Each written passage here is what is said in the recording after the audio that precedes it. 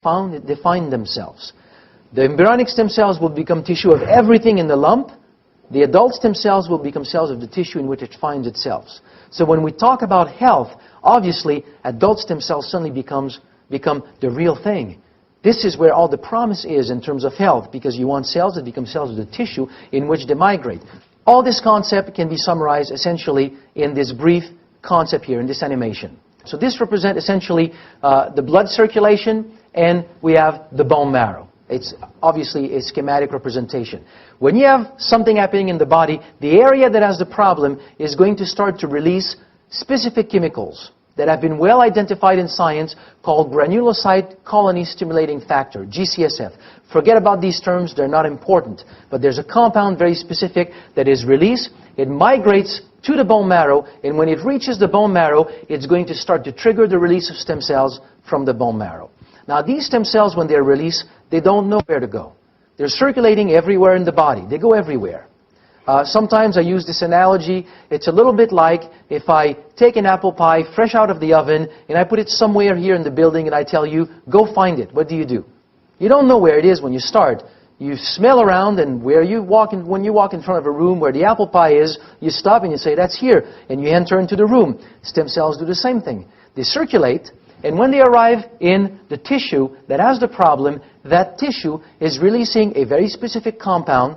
Think of it as the apple smell, called stromal-derived factor 1, SDF1.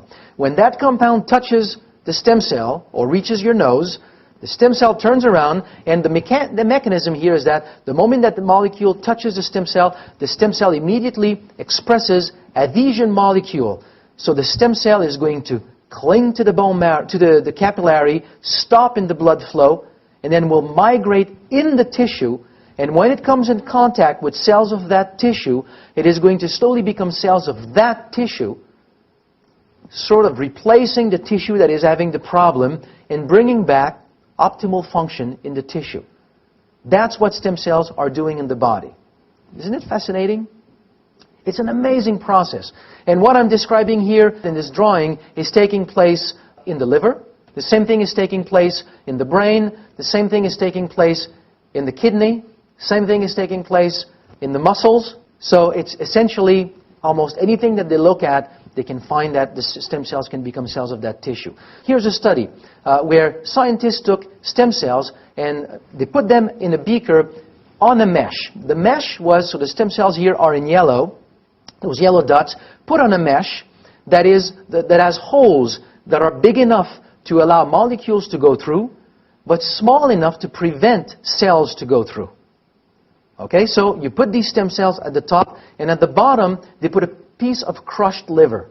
So if you end up with cells of the liver at the top, it is not because cells of the liver migrated on top of the screen. They cannot cross that layer. This is a screen. It's a filter. It prevents cells from going through. When they looked at these cells on this mesh, 8 hours later, they were morphing, transforming themselves into liver cells.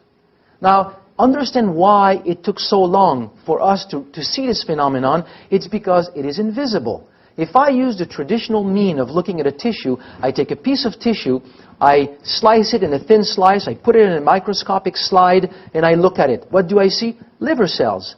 It is absolutely impossible to tell that yesterday that liver cell was a stem cell. It's impossible unless I can use something to tag it.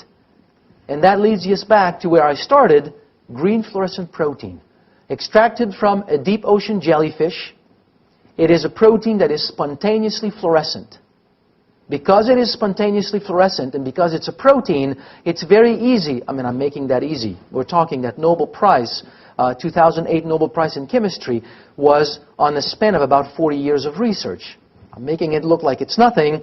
But in theory, it's a protein, so it's easy to derive the DNA that encodes for that protein. Once you have the DNA, it's easy to inject it in a cell, in a stem cell. Now go back to what we were talking about just before. If I take now an adult stem cell that has that fluorescent protein in it, and I inject it in the skin, what do I get? I was looking to get a teratoma before, and I was getting nothing, so the conclusion is that they're not good stem cells. I get a patch of fluorescent skin. So the revelation here is that stem cells have the same adult stem cells, same ability, but the plus is that instead of becoming everything, they only become cells of the tissue in which they are. Okay? So, and here's what cells will look like when they do glow with the presence of that protein. So what normally would be invisible becomes visible. So it's the tracking device that we use to see where whales are going. It's a tracking device to see that the stem cells are going into these different tissues and becoming cells of these tissues. Here's how all of this is sort of coming together in a few studies. The study of Orlik, that was done at the NIH. So I'm using studies here that are extremely strong, coming from very credible scientific teams. So Orlik, what he did was very simple. He irradiated mice, which kills all stem cells. And then I inject new stem cells, but with that protein, green fluorescent protein. So you have green fluorescent stem cells. And then I trigger a heart problem, lack of oxygen in the heart, which leads to the death of part of the heart tissue by tying up the coronary artery. And then they came back and they looked at the animal 2 weeks later. And what they could see is that the portion of the heart that was affected was now fluorescent green. Meaning that these cells that are now heart cells today, 2 weeks after, they came from the bone marrow. But what is beautiful in this is that they reach the area and they become cells of the heart on their own. It's a beautiful picture of this phenomenon. What we show here is the picture of a muscle that was totally destroyed or killed on the first day of the study, and then we add the same protocol here with mice with fluorescent stem cells, and these cells on their own migrated in the muscle, and you can look, the muscle has been totally reconstituted, entirely green. It's a great picture to show here what we're talking about.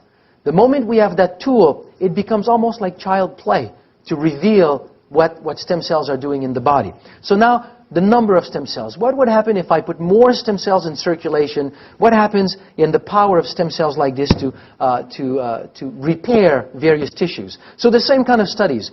I use two groups of mice. I trigger a death of the cardiac tissue by tying up the coronary artery. I split the mice in two groups. One group is control. I do nothing. The other group, I inject in the animals GCSF. Remember that compound that triggers stem cell release. So the two groups, the only difference, one group there's nothing. The other group, I have more stem cells in circulation for a few days. This was done for about 8 to 10 days. 27 days later, when they looked at the control animals, you can see that in the heart there was a lot of scar tissue. This is the blue that you can see. Lots of scar tissue, no new blood vessels, 17% survival, so 83% fatality, and then very, very compromised cardiovascular function. This is when nothing is done.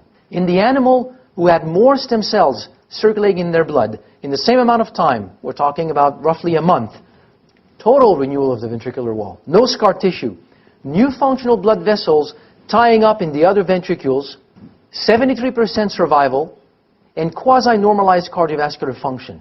That study is telling us that in a month, there is a way, in a month, to reverse the consequence or revive a part of dead heart tissue. This is totally amazing. The reason why this protocol is not used as such in humans, it's because what is done here in mice gives severe, severe side effects in human.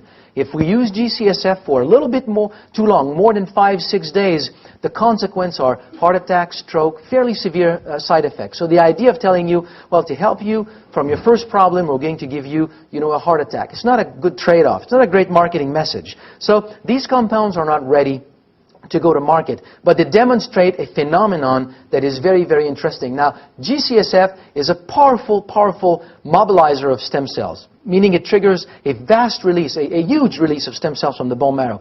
Steminins that we'll talk about does not do that. So I do not want here to tell you that Steminins will do this. What I want to do here by showing this is to show the power of stem cells, that if you really have a lot circulating in the blood, what you can end up in terms of repair is pretty phenomenal. But the key issue in here is the number of stem cells circulating in the blood. And that was captured by a study published in 2005. And now many studies have come out and have shown the same kind of results or the same kind of information, which is more stem cells in the blood equates to greater health. So if you have a little bit more stem cells every day, you simply allow the body to renew itself every day. So it's not about healing, it's not about anything phenomenal. It's a little bit like if I'm telling you, I am going to give you a month's supply in one day of food.